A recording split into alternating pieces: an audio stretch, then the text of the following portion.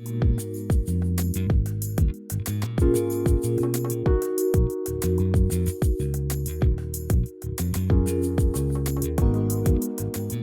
telling me a bit about your upbringing. What was your upbringing like? I mean, I grew up, pretty much like the average kid, happy. My mom, my stepdad was in my life. Enjoyed playing games in the community, recreation. Participating in all my educational endeavors. So it wasn't nothing that was dysfunctional about my childhood up until around, I think, 10, 11 years old. My mom went away to prison, and she started using drugs, at a very high rate, and that affected my entire household. So at that point, my biological father wasn't in my life. I had an older sister who had a father. He looked out for me as much as he can or could. My grandparents, they was very, very involved and engaged. So it was easy for me to transition from my mom to my grandparents. Yeah. But overall, it was real. I had fun. I loved to learn and be involved in a lot of community initiatives at that young age, whether it be the local recreation centers. We had community organizations that always did aftercare programs and summer events. So it was really normal up until the point where as though the drug climate really took over my house and changed the way we was living in terms of my mother now had to spread funds so thin to support her drug habit and take care of the household. So that's when it became abnormal, and then you start seeing a 10-year-old kid in the corner trying to sell drugs to survive. Yeah. And at that age I didn't know what I was doing, but I knew it was something that would bring money in, and not having, I guess, a father figure in my life, because my stepdad was locked up and my mother was on drugs, so it was more or less I was free at that age, so mature at 10 to do what I was doing. Yeah.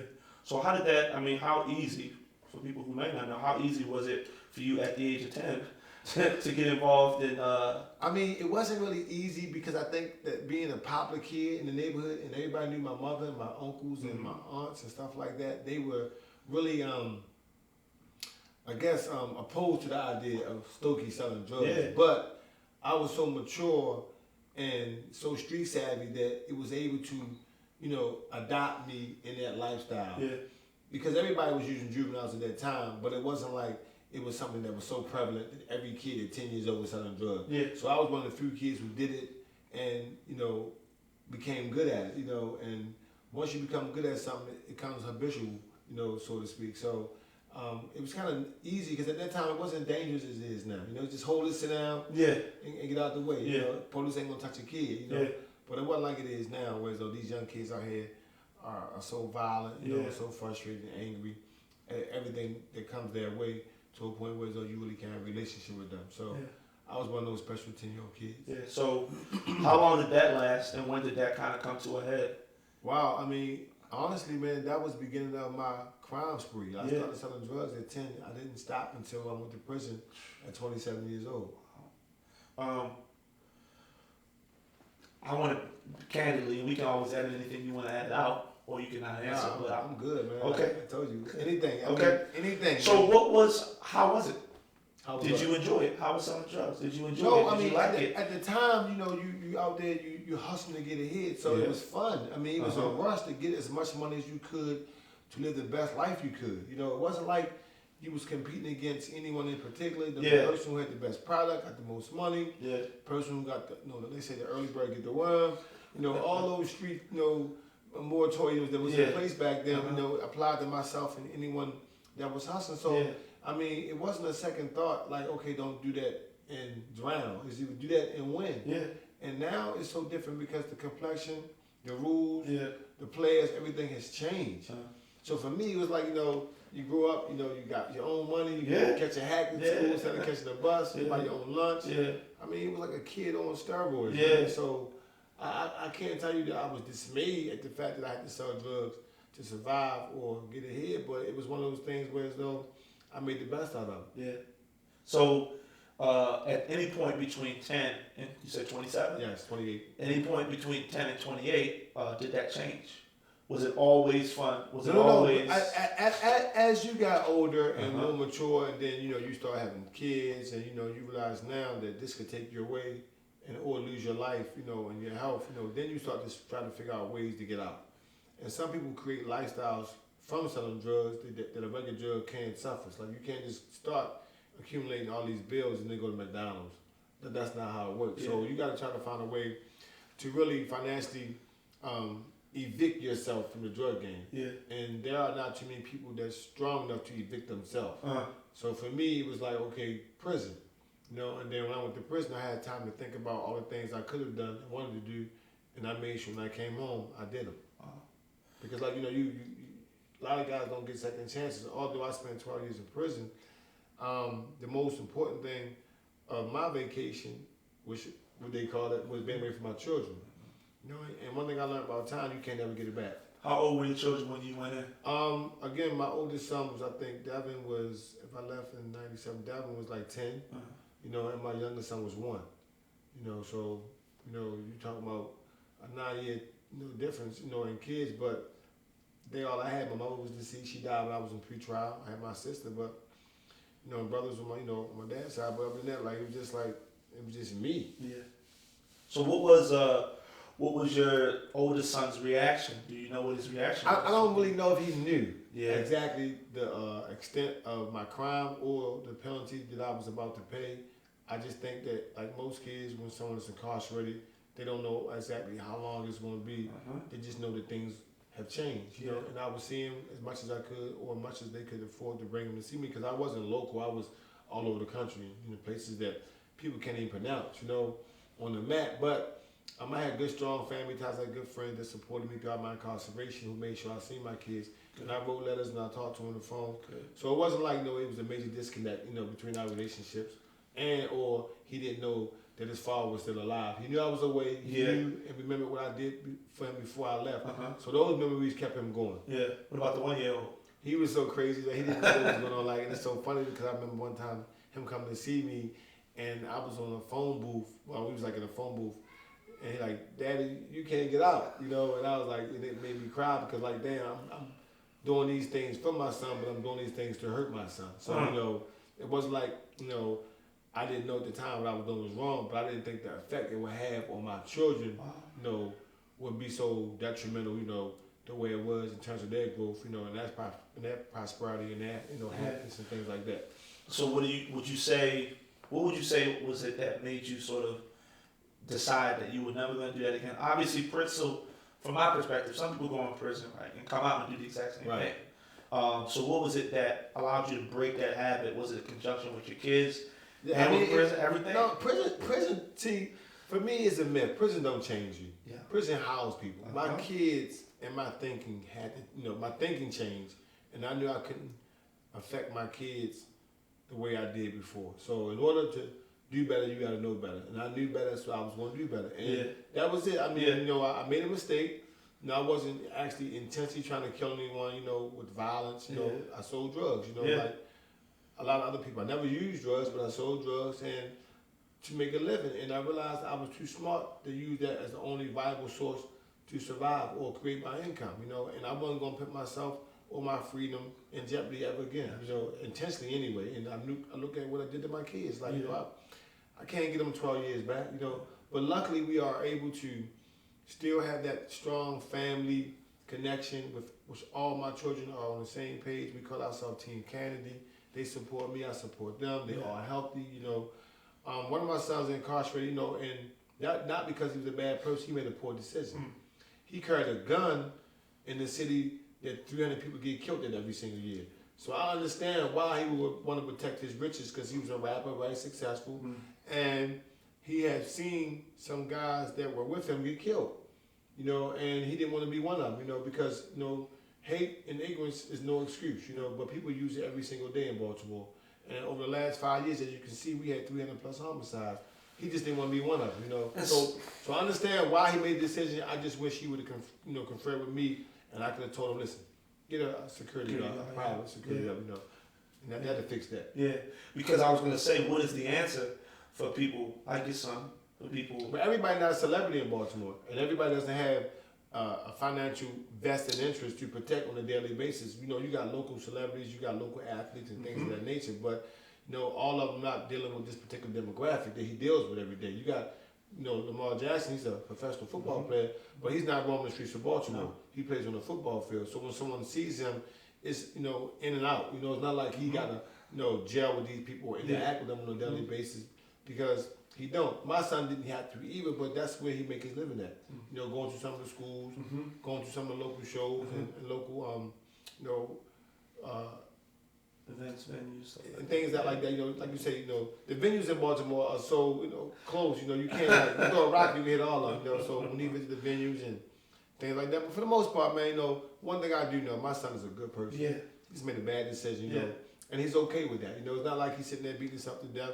We understand how politics play out. We know certain people can get away with everything, and some people can't get away with nothing. He one of those people who probably can't get away with nothing based on association or affiliation. But for the most part, I'm glad that I still have my son. Yeah.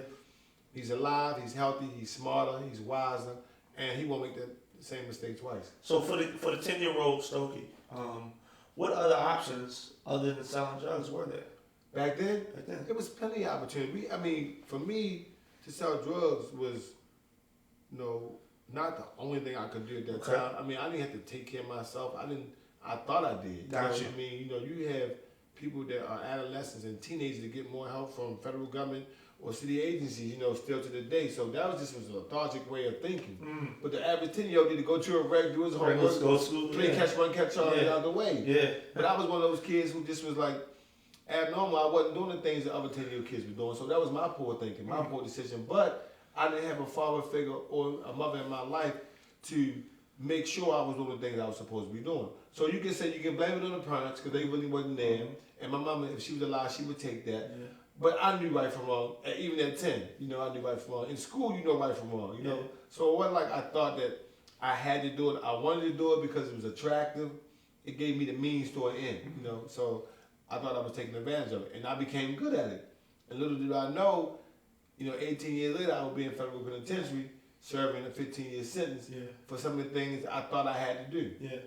What would you say, has that changed at all? Do you think that there's still those opportunities that you had when you were 10? Or do you think that there are less opportunities now for the average? It's definitely less opportunities and resources now. Again, we had BNBL, Project Survival, House League. We had all the recreation centers in the city. Now all those programs are gone. I never heard of any of those. Exactly, you know what I'm saying? And there are definitely less resources and less opportunities. That's why you see kids that's so hopeless and desensitized trying to create a life of their own because they don't think help is coming. For me, I had help. We have committees, community centers and things like that, organizations that were able to help and assist where, the family was falling on a hard time or hardship. Now, it's either hardship or help. Yeah. Right? And if someone don't come to help you, which pretty much they don't, these kids try to find it on their own, and I can understand. I can relate to that. I see it every single day. And there's a lot of trauma that's attached to that. And the only way you can fix something like that if you have some type of experience. You can't guess your way through that maze because it's dealing with personal, and lack of ambitions and all type of feelings and emotions that go through a person every single day when they forced to live a certain way. Yeah. And what I will say from my own experience, so I was never in the streets. I never sold drugs. I never sold drugs. Yeah. But everyone around me did. Right. I was, in most people's eyes, the kid that was gonna make it. Right. The one that everybody said, make sure you don't do this. You don't need to be doing that. Stay in school. Do your homework. Do music or whatever. My mother was able to put me into a private school for middle school, so that kept me out of my neighborhood most of the time. I would do after school activities, etc. But I still was affected by the lifestyle and the mindset because I was the younger one and I wanted to be like my older family members, etc. And so because of that, I found myself in certain types of trouble and got in trouble and got kicked out of schools left and right or whatever because that was still a part of it. So the lifestyle caused you to get put out of school? No, it wasn't a lifestyle. I think it was, so now that I'm older, looking back on it, right, there was a disconnect between my life at home and what I was seeing in private school. So there was that disconnect that when I went there, I was seeing people, a bunch of my friends, who I'm friends with still today, parents are millionaires, got all types of money, completely disconnected from the city. And I grew up in Emerson and Paces, or downtown Emerson Village. Right. So what I saw there, and I'm seeing that there is no options. I don't see my friends going to Prague and going to, I don't even know, these different countries. and I'm trying to make 2 and 2 meet. Right. So I'm like, who do I have to be? I don't know if I'm supposed to be like the. So you go to identity crisis. You know what I'm saying? You telling me? I mean, and like I know this is your interview. I can't. Yeah, no, please. No, but I'm saying is that like a lot of kids like who have a silver spoon, their options are many. And to say that you still make the same decisions, whether it was nurture versus nature, I can go on and on about poor decision making. But what I'm saying is that you wasn't forced to live a certain way. No. So therefore, I blame you at a certain point Absolutely. for making those poor decisions. Absolutely. But what I say to those who don't have the same excuse because they only can deal with the plate that they was given, and that's what I see every single day with a lot of kids who have been totally ignored and denied opportunities to be, successful by way of economics or violence, or poverty, however you want to put it. But for me, a 10-year-old kid.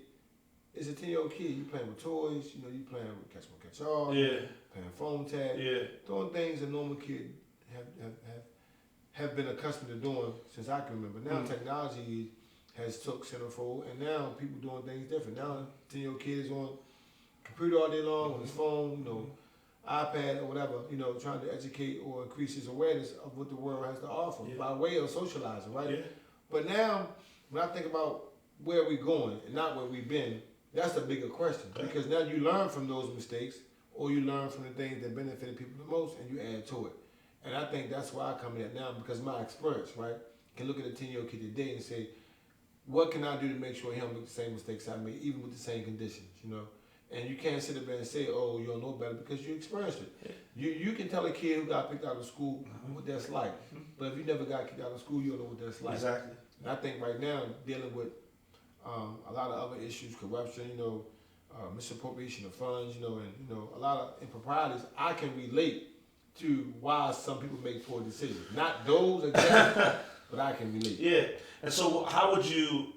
So you're running for office. Correct. So, what is one thing, or however many things, that you know that you would do differently, from what you've seen? Man, help the people. Yeah. You gotta focus on the problem. As I told you earlier, off camera, that we don't have a reservoir. We don't have a Federal Hill problem. We don't have a Canton or Bowling Park or Bolton Hill problem. We got issues in those communities where as though maybe more trash pickup, maybe a little more bike trails and infrastructure and things like that. But we have a major crisis in the city of Baltimore where as though, 1 out of 5 males are either incarcerated or in jeopardy of losing his life.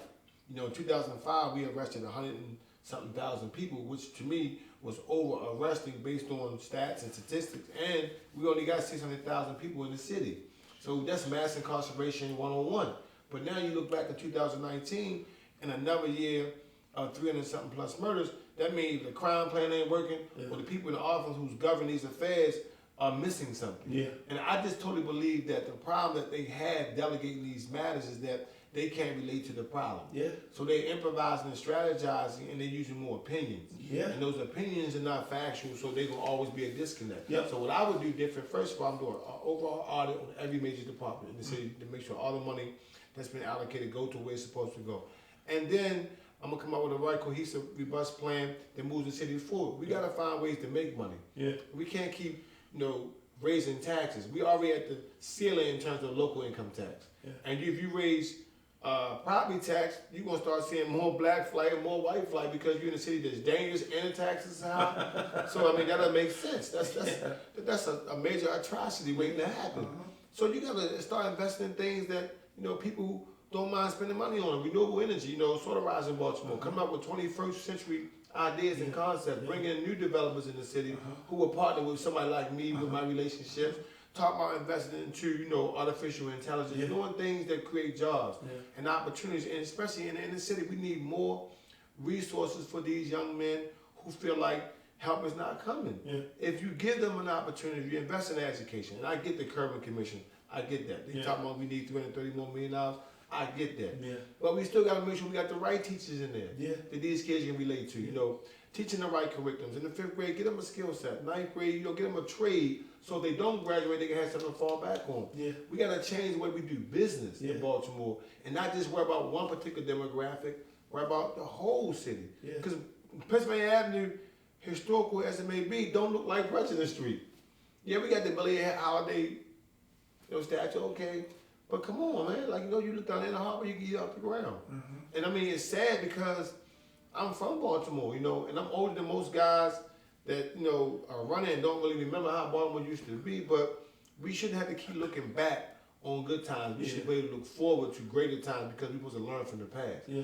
And I don't see that happening. Yeah. And that's one of the reasons why I got involved because, again, I know how that works. And I don't know everything. Like, I'm not a doctor, I'm not a paramedic, but you hire one for that. Exactly. You use your relationship and your resources to delegate matters to a point where as though you can use your business savvy and say, you know what, I can make that decision. And I'm here to tell you, Baltimore don't need a politician right now. We need a leader who can manage and a manager who can lead.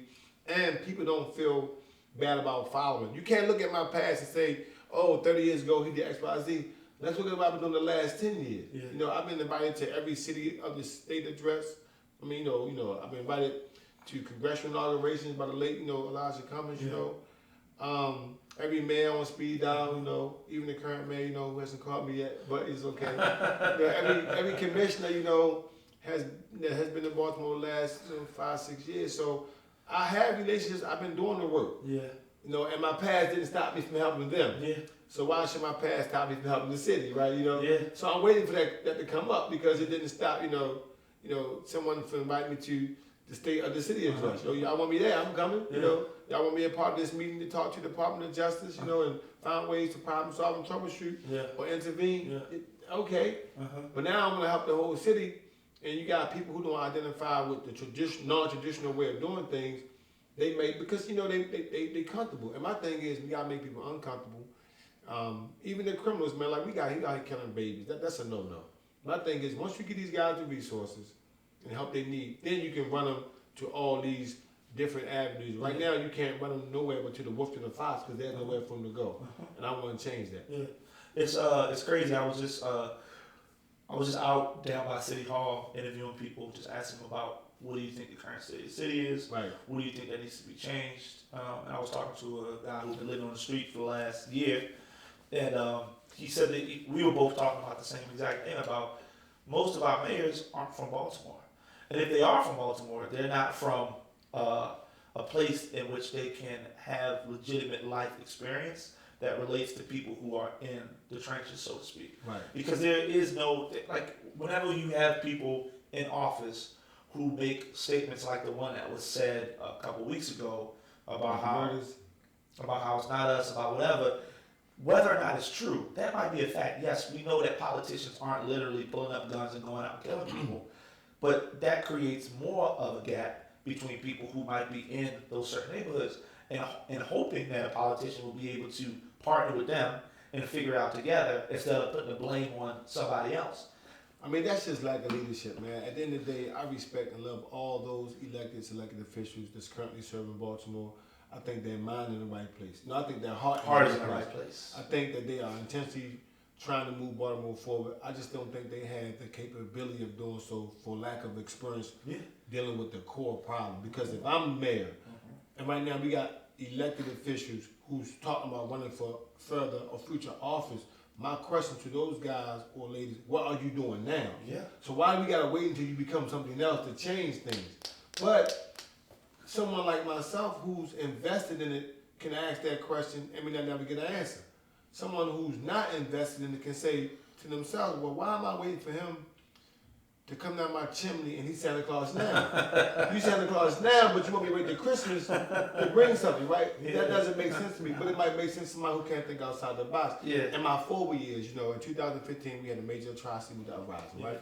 Kids, protested, violently, and they felt like they was being discriminated against. There was no equality, there was no justice, and they had right to feel that way. Absolutely. Police, misconduct, again, all type of improprieties where the Department of Justice had to, implement the dissent decree. Yeah. But when I think about moving forward, have the mindset of the inner city kid change. Now, the police department might have changed the way they do business, but the kid hasn't changed his mindset because he hasn't seen anything to make him change. Exactly. And my phobia is that something's going to happen, and when it happens, they're not going to stop. Because now, we got in front of it last time. We got in front of the riot, told these kids, let's meet at Cloverdale, let's talk about this. We did a peaceful protest from East Baltimore to West Baltimore. We walked down St. Paul Street, And at that time, I didn't know what to say. I wasn't a community activist. People think I am. I just love my city. Yeah. I'm not advocating for one way or another, but for the fact that we get what we're supposed to get and live happy ever after. Yeah. That's my position. Yeah. Not about, this person get this job or that person get that job. I want our schools to be, the best in the nation. I want our recreation centers, to be equipped, and make sure these kids are qualified to compete, whether it be education or recreation, right? Yeah. And be safe, and then get all the resources that we're supposed to have, whether it be grievance counseling, trauma centers, things like that to help us move forward. That's what I advocate for. But I'm not out here on the ground trying to start an argument and protest any and everything because I got more to do with my time.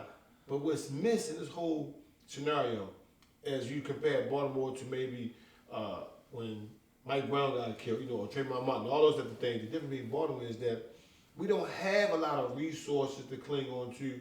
We don't see a lot of celebrities on the ground every single day telling us everything's gonna be okay. They might do it on TV, but not on the ground. And what I'm saying is that no one has never revisited the kids' trauma that was affected by the pre-riot.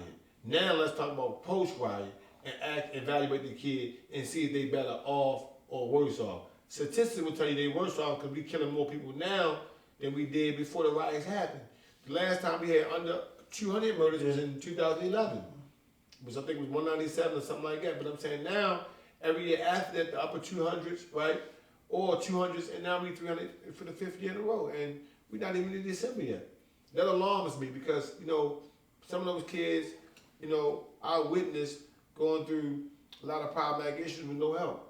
I went to those funerals, I spoke at some of those funerals, and I'm not using parents as a backdrop to say, let's vote. No, let's give these young kids who still have a chance to live some help. Yeah. And hopefully these mothers can use their experience as a form of empathy for the other mother who lost her child to come together and build some type of coalition to speak life into these situations because it's real dark. People are hopeless, they desensitized, and what you're going to see is a repeat. But this time on steroids, what happened in 2015. And it's, as you're talking, it makes me think about how there's this whole new conversation about mental health awareness, whatever, which is important. I never thought that was important. I never had any access to mental health, whatever, as a kid, even though I went to private school. There was my family didn't have any connection to therapists or anything like that. That's not a part of my culture. I didn't grow up with that. Oh, you're dealing with this. Okay, go see somebody. Go talk to somebody. That wasn't a part of it. When I did get kicked out of school, a part of that process of me trying to figure out what were the things that led to it was going to talk to somebody.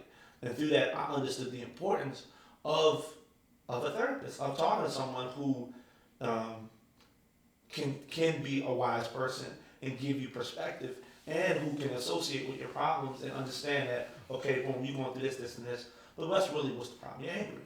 Or what's really the problem? You're upset or you're sad on a basic level, and let's address the roots of those. And what's happening now is we're having this big mental health conversation, but none of the issues, none of the effects of the problem have ever been talked about when it comes to the black community. Well, a lot of people wasn't even properly diagnosed. Mm-hmm. You got people who don't even have health insurance. Mm-hmm. You got people who don't even go see the doctors. Mm-hmm. So a lot of them don't even know what they have, what they don't have. They just know something is wrong. Yeah. And one thing I learned about the black male is that he hates to be told that he's crazy or something is wrong because then his self-esteem comes into question and then he's really going to be in denial about the help he needs and he'll pedal backwards. Yeah. But that has been... what do you think the roots of those are? What do you think the causes of that is? Well, because education. No one has informed us on how to probably be screened to go get the help we need because we have been alienated from proper treatment or evaluation because we don't really have health insurance. And most people got medical assistance. What type of medical, attention you going to get, at that rate? And I mean, most of us grew up that way, but I'm thinking nowadays when you got kids that's desensitized and, they don't even know why, and like if they grew up in a household where their father or mother was physically or sexually abused, that trauma affects anyone. You got kids that has been traumatized in Baltimore City more than people have been in Iraq. Yeah. I think in Iraq, it was 4,400 something murders. I'm sorry, casualties, you know. And you live in the city of Baltimore, and that was from 2003 to 2011. That was a war. Wow. But now you live in Baltimore, where we're not at war traditionally, but we got approximately 18 something homicides, almost half of what that may be of a real war in another country.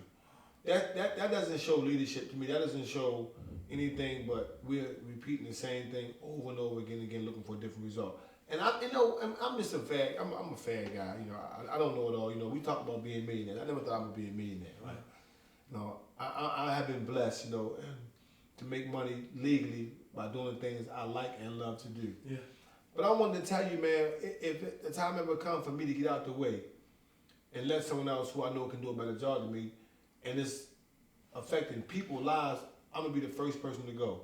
I see people every single day, man, they are so ineffective and they don't want to do nothing new because, you know, it makes them feel like they're no longer part of the problem. Well, no, you can still be a part of the solution, but don't be a part of the problem. Yeah.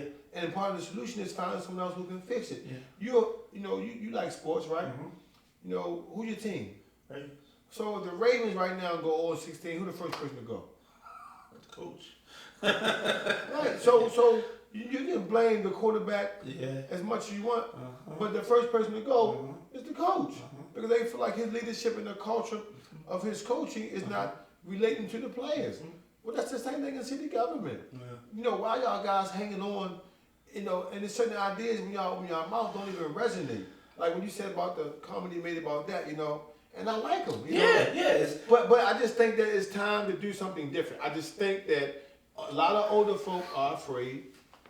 And we can't lock our way about this problem. Yeah. I can relate to those kids. I know what they want musically. Yeah.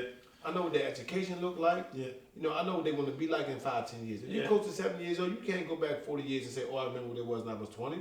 Because nobody can relate to that. I can't relate to the music these kids playing. I'm in music. Yeah.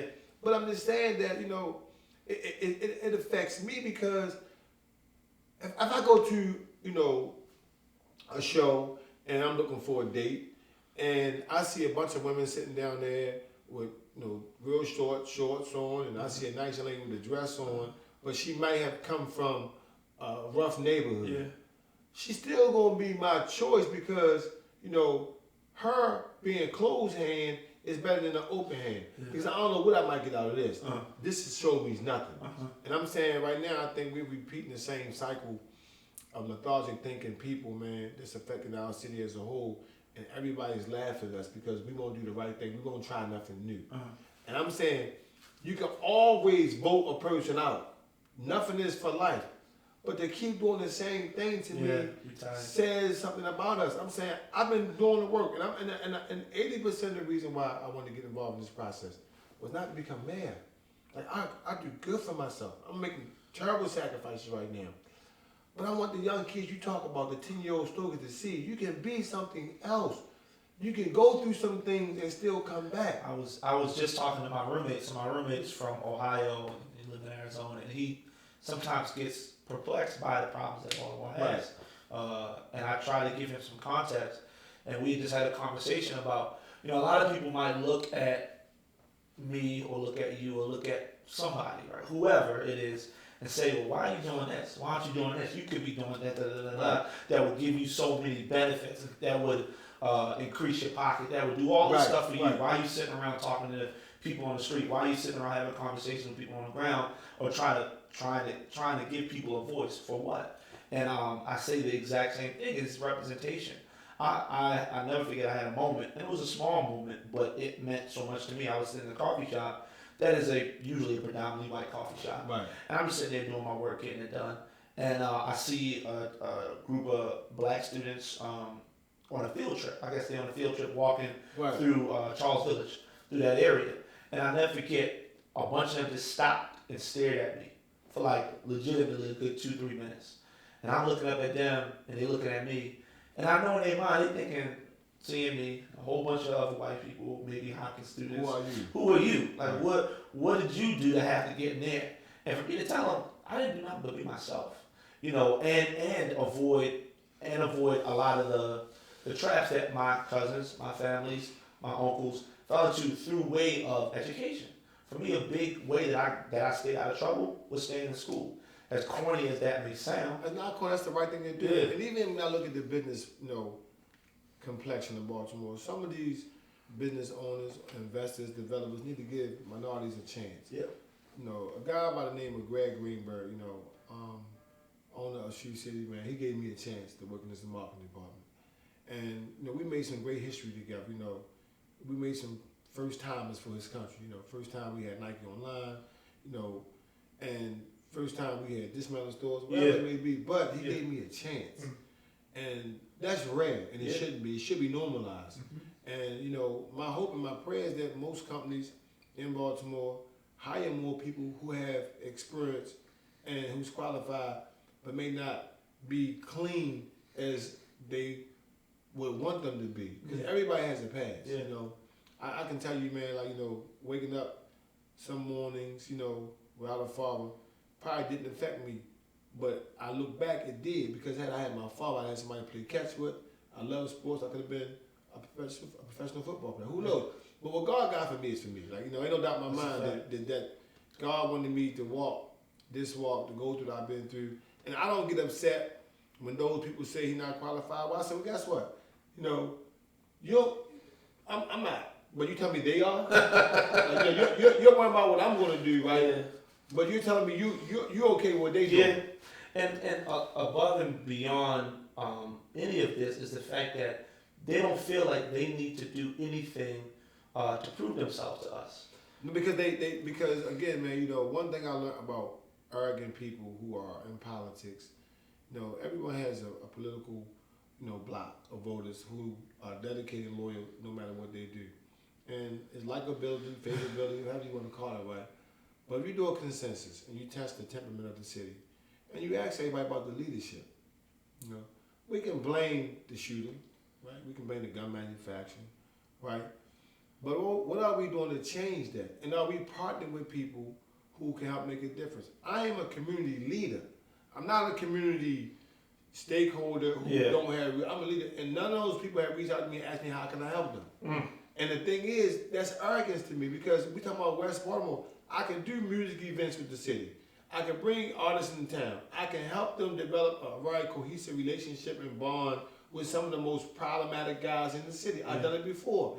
Former Commissioner Davis invited me to do a problem-solving troubleshoot forum with rappers who were beefing. I got them together with the police. We squashed the beef. Nobody can come in Baltimore with police and not be able to rat or snitch. They knew what I was doing, and they trust me. So they did it, and the newspaper was there, and that was resolved. The problem I'm having is that they don't do it now because of leadership. That guy was trying to solve the problem. Unfortunately, he came in at a bad time where the city was out of control, and the culture of the department was beyond him. And he didn't have enough time and focus to change the street and the culture of the police department. You can't do both simultaneously, you know what I'm saying? So you got to save one or the other. And he was trying to save the streets. And I understand that, but the culture need to be changed to a point where you put the best qualified police out there who understand who's engaged, who got the public and the community best interest, and that way you can move forward. But if not, you're going to always be in the red because you're trying to fix two things at one time, and you got 2,900 police that you can't change, and you're talking about a city of 600-something people, 600-something people, you know what I'm saying? So what are you doing now in terms of mentorship with you? Because you mentioned that. I mean, I go to schools every week whenever I'm available, man. Of course, I'm still working, in my marketing capacity, but I'm running for mayor, trying to find ways to connect with voters to understand exactly why I'm doing it, and who I'm doing it for. And anytime I get to mentor people, kids, I do it. Like I say, whether it be in school, after school, wherever, the need is, I try to meet them, But it's hard because you're not having a mentor platform to, call kids into or invite them over and you can, give them the love, care, and concern they need, because that's most of them all they really need, somebody to love and care about, But I'm looking forward to really bridging the gap with people who are already in that field and hopefully creating a bigger platform so those skill sets can be developed citywide and more resources can be implemented and everybody can get the help they need who falls in a particular criteria. because everybody don't need mentorship. Some people need PRP, which is another form of mentorship. But and some people need medication. So you got to vet these individuals, screen them properly, and see what their needs are. But make sure the resources are in place. So when you find what their need is, you can address it. Yeah, and as you're talking, I see. So my aunt and uncle used to run a mental rehabilitation center that was successful about 5 years ago. My aunt passed away. But while that, I used to work and help them out, just little stuff in here and there. And I noticed that one of the big things with that and with myself is that black people have, as a people, for good reason, don't have a good relationship with the medical system. There's been a history within, I think, to probably phrase this, within the black psyche as a people of distrust between black people and doctors, between healthcare providers, or between the hospital, for whatever reason, right? So in my neighborhood, we have Bon Secure, or some people call Bon Secure, or whatever, where they provided a certain type of care for black people. It's the same thing. I was talking to somebody yesterday, having a conversation with somebody yesterday about the relationship kids have with schools. There's a sense of distrust in terms of, you don't have my best interest in mind. So how do you try and regain the trust of the people for these different systems? Man, by experience, man, you just said it, man. People don't have respect, relationship, or trust for a lot of agencies in the city. Police, clergy, politicians. So again, man, it goes back to experience, man. You have to be someone that these people can look up and you say, what, he or she has been through it, they're going through it, or I trust they will help me get through it. And if you don't feel that way about a person after having a conversation with you, like right now, me and you met 25, 30 minutes ago, right? But I can tell you're a good person. And, and I hope the same can be reciprocated. But if not, I know that when you try to build a relationship with somebody, if there is no common denominator, there's going to always be a disconnect. And right now, when you see clergy, they can reach a person on Sundays, but why can't they reach them on Friday? Because there's no relationship.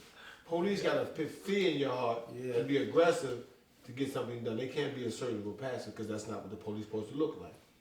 And then look at politicians. Most of them got to lie to get you to get them there and then forget what they're going to do when they get there. Me, it's simple. I'm going to do what I've been doing. And that's the difference. What I've been doing for free without a title. I would love to keep doing it on this side of the fence, but they won't recognize me, and I can help more people on the other side. Absolutely. If that makes sense. It does. And I'm saying right now, you got people like, man, he can't win. Watch me. Watch me. Because see, right now, it's numbers game, and I'm too smart to do something that don't know what I'm doing.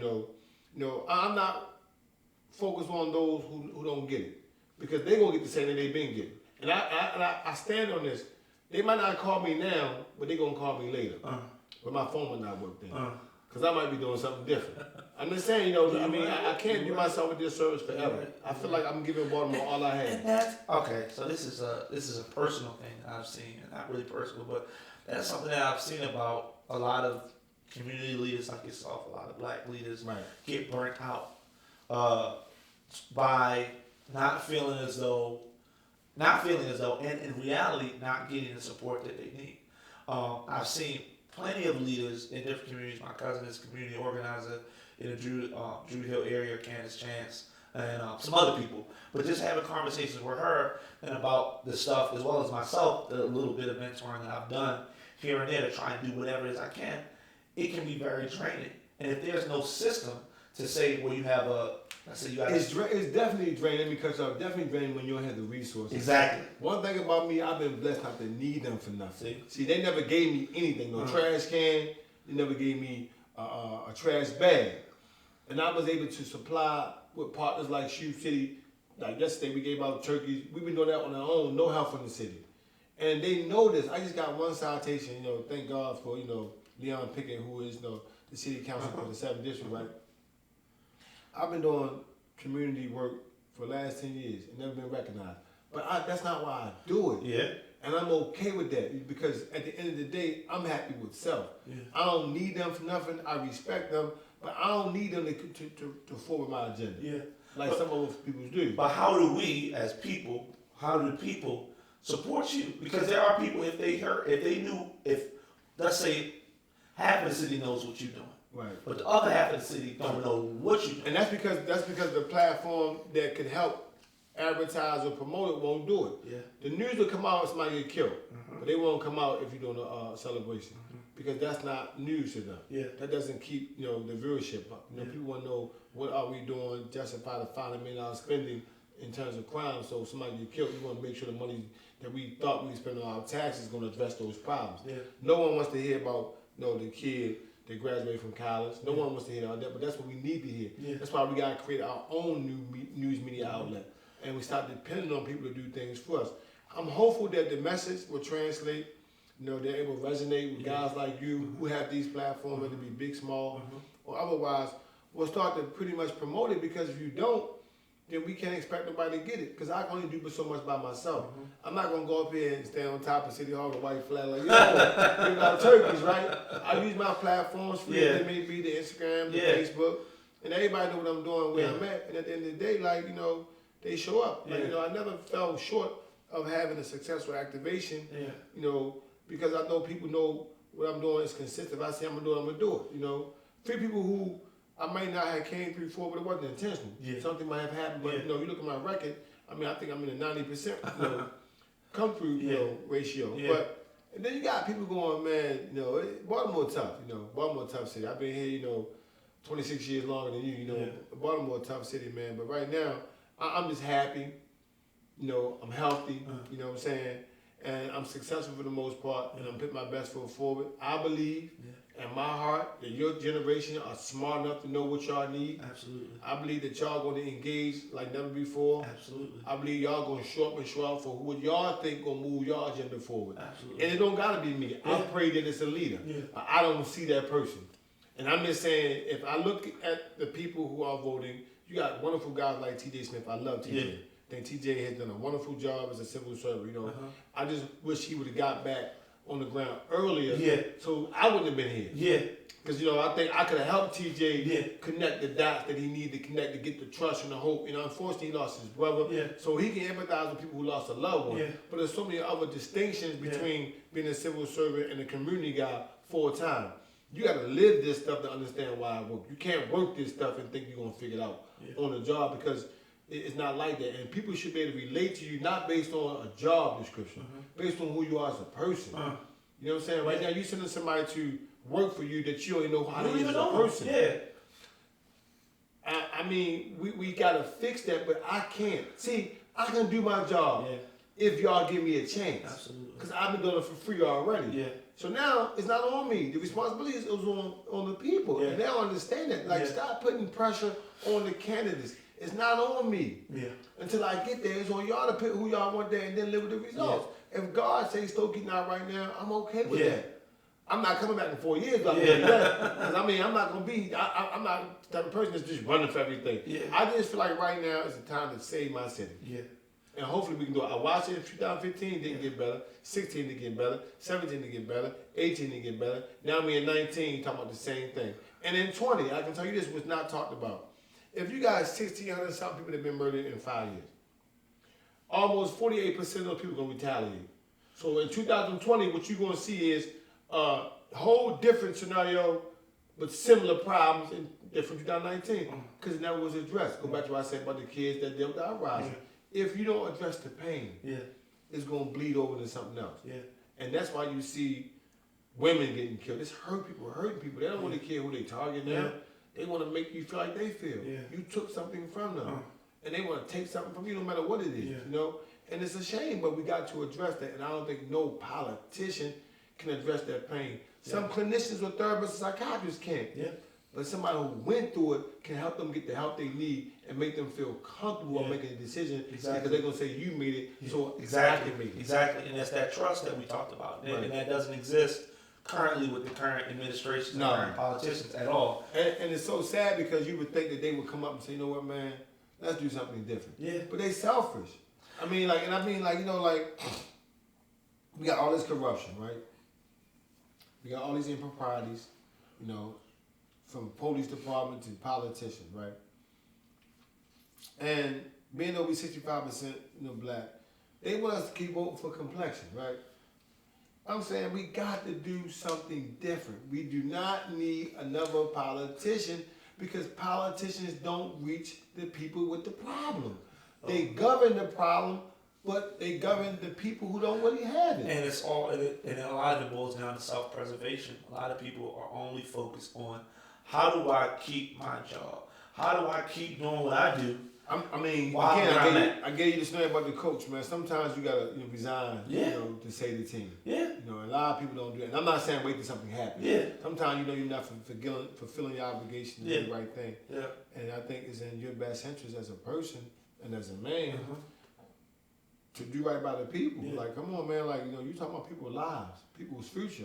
Yeah. If you really care about them, do right by them. But it goes back to what you said when we talked about earlier, which is if you have never actually had a real relationship with any of those people, as sad and maybe as heartless as it might seem, a lot of people do not view certain areas of this city as valuable. No, and I get that because when you look at the investments, I understand why. But what I'm saying is that Baltimore has been like a test tube project for the longest time. Like we tried the airplane, we tried this, we tried that. I'm just of the opinion that we have to find ways to bridge the divide, get more people involved that want to see Baltimore thrive and not just say that. Yeah. And I'm one of them individuals who invest my money, my time, in this city for it to grow because the city gave me so much. So at the end of the day, I can just do my best. Yeah. I'm going to promote my message holistically, organically as possible. Yeah. Try to resonate with people like yourself who I think will get it and perpetuate the message to people who don't get it. Yeah. And if I get in front of them and explain to them my vision, my story, my plan, I think they will be overwhelmed with support. Because everybody came out with a crime plan, right? I said, well, I don't want no crime plan, I want a people's plan. Yeah. Because my plan talks about helping people before they become criminals. That means you expecting the crime to happen and you're just saying, Yeah, so my thing is let's be proactive, not reactive. But I need more platforms to talk about that on because I know how it works. I've been there. And that's what I'm saying. Like, I feel as though politicians don't feel as though they have any accountability from the people. They feel as though, people might get mad, but they ain't gonna do nothing.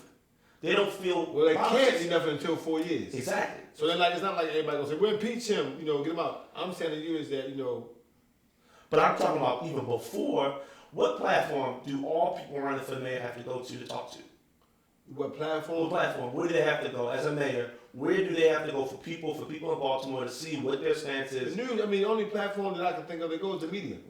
Is the news, really? Like, the media. But no mayor or no mayors or people running or go to the same place where people trust that source and say, okay, I know this person or these people are going to give a fair shake. Because that's when you got the constituents and the pundits coming in. And the thing of the day, I'm saying like right now, and think about this, back in 1865, when the Confederates was not trying to go with, the United States. You know what I'm saying? They're like, we're not going with this United States thing. We're going to go against that.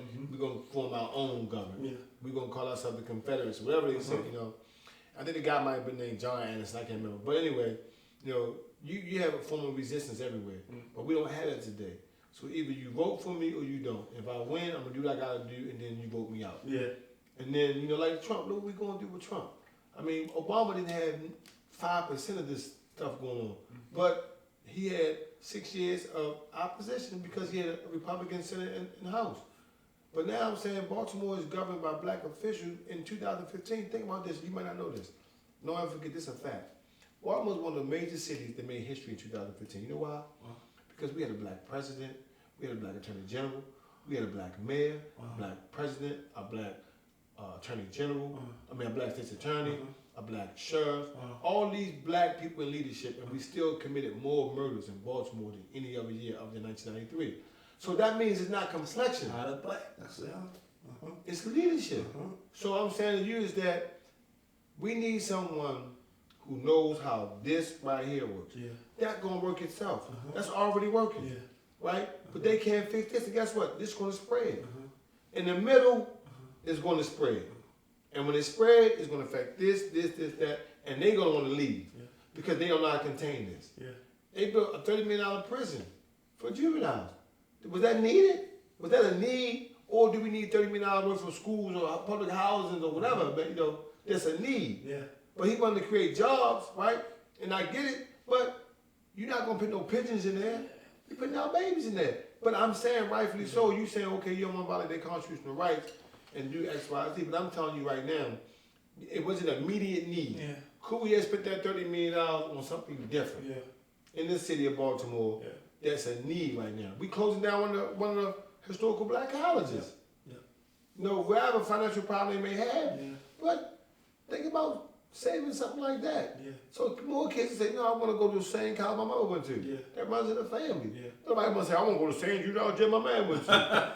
I talk like that. You know what I'm saying?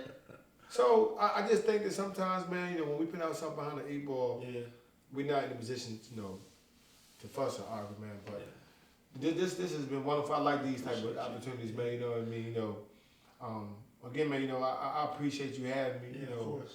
I'm happy to have you. I'm happy that you came. My goal is to as many as people who are running for mayor to have an open, honest conversation, put it out there, and let people see. Yeah, you what's really going like that's it. Real. What's a real conversation? Yeah, I don't know how to be nothing else. I mean, like, you know, and like I said, I love all those guys. Yeah. Man. You know, I love Brandon. Yep. I love Jack. You know, I love TJ. You know, I don't know Vigor, Naga. I don't know him that much. Well, we seen several times, but you know, I love Sheila. I mean, I love, you know, bless the soul of, you know, in the hearts, you know, and I pray that, you know, Captain Pugh, you know, situation, you know, get dealt with in Godspeed, you know. But I got a relationship with all those black, wonderful people. Yeah. I just think right now we got to do something different. Exactly. That's all I'm saying. And it's the analogy that you use. Every coach is not good for every team. No. It's the exact same thing. One coach over here. How many coaches LeBron James had? Exactly. How many championships he won? Exactly. So don't mean that every year you win a championship. What I'm saying is that, you know, you got to find someone that fits. Yeah. And all I'm saying is right now the pop. I might not fit next year exactly. when we get back up. Yeah. But I'm saying it's a 4-year cycle. Now it used to be 2. Now it's a 4-year cycle. What I'm saying is that, but right now, this bloodshed, those kids will respond to me when respond to anybody in office because they're not responding now. Yeah. And that's all I'm saying. Yeah. If they can do something, they would do it now. And if people care about the problem and not their ego, they wouldn't care. They say, oh yeah, you know, Stokey, he's the best guy for the job. Right now. Yeah, right now. I'm going to go ahead and do it. How can I help? How can I partner? And that's my thing. They're not doing it. Because it's personal or it's political, and that's why I don't deal with certain people. Because right now, if I need a grant or I need permission to do this, I gotta go to the city. I'm gonna go to them. I'm not gonna say, no, I ain't gonna get that. Yeah. Forget that, man. I'm gonna go follow protocol and do what I need to do. So there you have it, man. But I mean, thank you, man. I appreciate you, man. You done a wonderful job. You're a good 23-year-old man. You know, I look forward to working with you in the future. I'm gonna check you out, man. Absolutely. I'm saying that. We'll figure it out. I appreciate you for taking the time. This was great.